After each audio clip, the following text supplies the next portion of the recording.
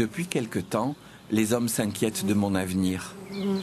Car si je disparais, sans pollinisation, ils perdront 80% des plantes qu'ils cultivent. Et pourtant, jusqu'ici, ils ont tout fait pour me compliquer la vie. Ils se sont installés le long des fleuves, là où la biodiversité est la plus grande, sans aucun respect pour la nature. Parkings, hangars et zones d'activité se mélangent à la forêt et aux champs qu'ils ont commencé à traiter. Il a fallu nous voir disparaître en masse pour qu'ils commencent enfin à interdire certains de leurs pesticides. En fait, les hommes ne me connaissent pas. On me dit agressive, surtout moi, l'abeille noire de Provence, mais regardez comme je sais être amie avec ceux qui respectent ma liberté. Et on constate qu'elle est très très méchante. Voilà. Et hop. En 2013, on nous a offert un abri pour nous observer. Pas une ruche de production de miel qu'on allait nous prendre, juste un endroit pour nous regarder vivre en liberté. Où nous avons commencé à fabriquer les rayons de cire et les alvéoles où la reine pond jusqu'à 2000 œufs par jour. Dès ma naissance, je nettoie les alvéoles de l'essaim. Au 3e jour, durant 3 jours, je deviens nourrice pour le couvain. La semaine suivante, grâce à mes glandes cirières, je bâtis les alvéoles. Et comme la polyvalence chez nous est la règle, du 13e au 16e jour, je reçois et je stocke le nectar et le pollen récoltés par les butineuses avant de devenir ventileuse et gardienne de la ruche.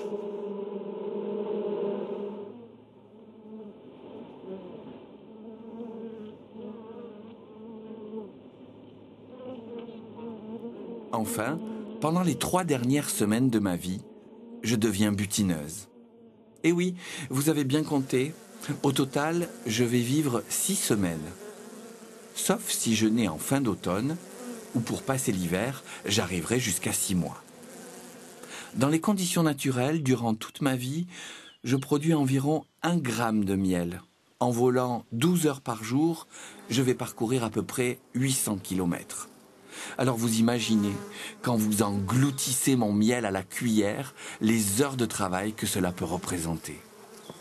Évidemment, lorsque les apiculteurs exploitent mon travail, ils arrivent à me faire produire plus. Ils vont même à me nourrir avec de l'eau sucrée parce qu'ils me prennent le miel.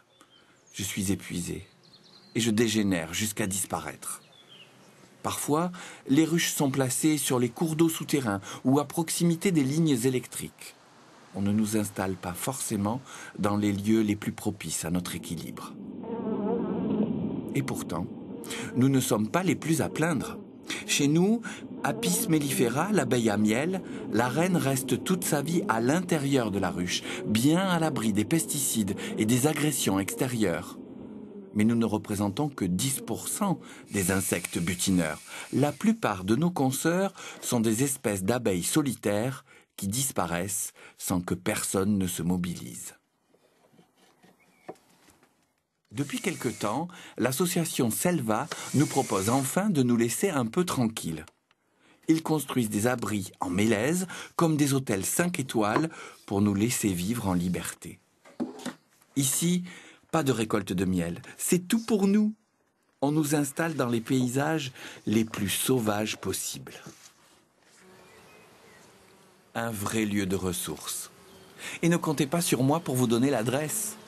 Pour une fois qu'on me laisse tranquille, sans déplacer ma maison en fonction des floraisons, sans concentration de ruches, sans stress, je ne souhaite surtout pas que vous veniez me déranger.